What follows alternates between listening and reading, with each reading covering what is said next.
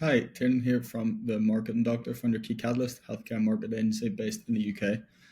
I wanted to show you how to set up an instant form ad on Meta. Instant form ads are either going to be the most successful campaigns that you run or the worst campaigns that you run. So if you find yourself running campaigns where you get lots of leads, but you're not even sure if they're real people or not, or you find yourself getting a very low cost per lead, but unsure on whether any of them are actually going to convert, it often comes from instant form ads. We also use instant form ads quite a lot because they're a pretty good way of getting a low cost per lead, so long as you qualify the leads correctly. So we want to, in the campaign level, we want to go to leads.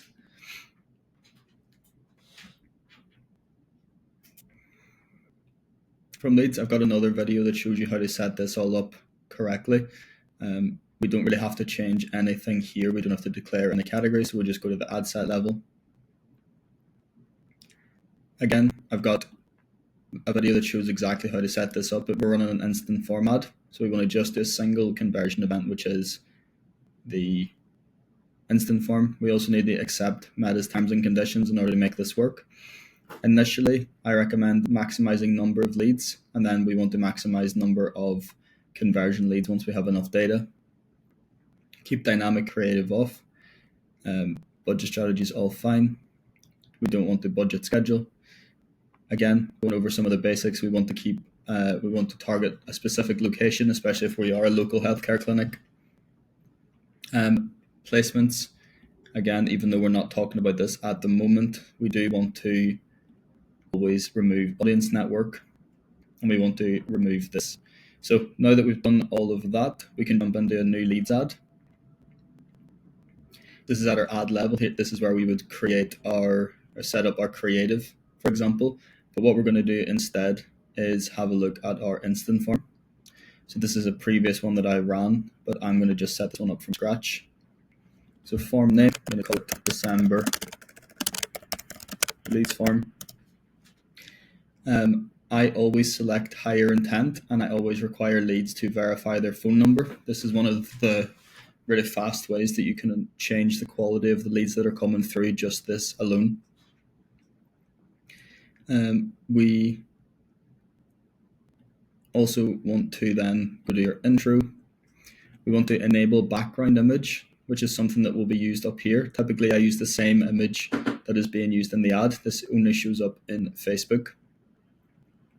We want our headline to be disqualifying. So I want it to be specifically, cataracts treatment in York, for example. So I wanted to, all throughout the way, my copy to be very clear. Fill in this form in order to receive a call from one of our patient liaisons, as an example. So you're clearly showing people. You can add trust signals here, so you can add in some reviews. You can, or rather on the social proof section, so you can add some reviews. I would recommend doing it. I would recommend moving then to the next page, and this is where most people go wrong. So lots of people do not add any extra questions, so they literally just have the form. I always add 3 questions or 2 to 3 questions. So I'll always get email, full name, and phone number. Then I'll add a question, which is a short answer question, which asks if people are interested in receiving a call from us related to X treatment. Usually also ask a question to make sure that they've checked that the price and the location is correct. Basically just disqualifying questions. You can then add some conditional logic.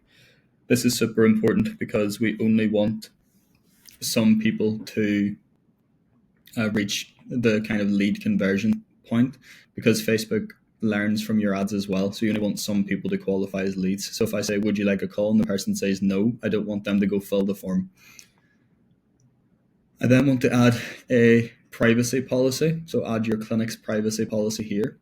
Then add a custom disclaimer. This is, again, a very important part because you're collecting patient-related information here. You want to do 2 things. You want to add a disclaimer around how you're going to use the data, similar to your privacy policy.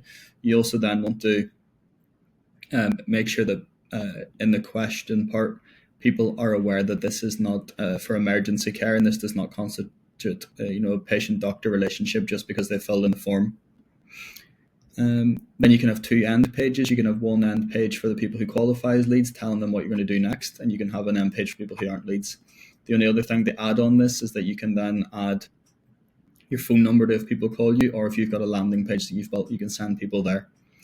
So like I said, with your leads on instant forms, they can either be the best leads that you'll ever get or the worst leads that you'll ever get.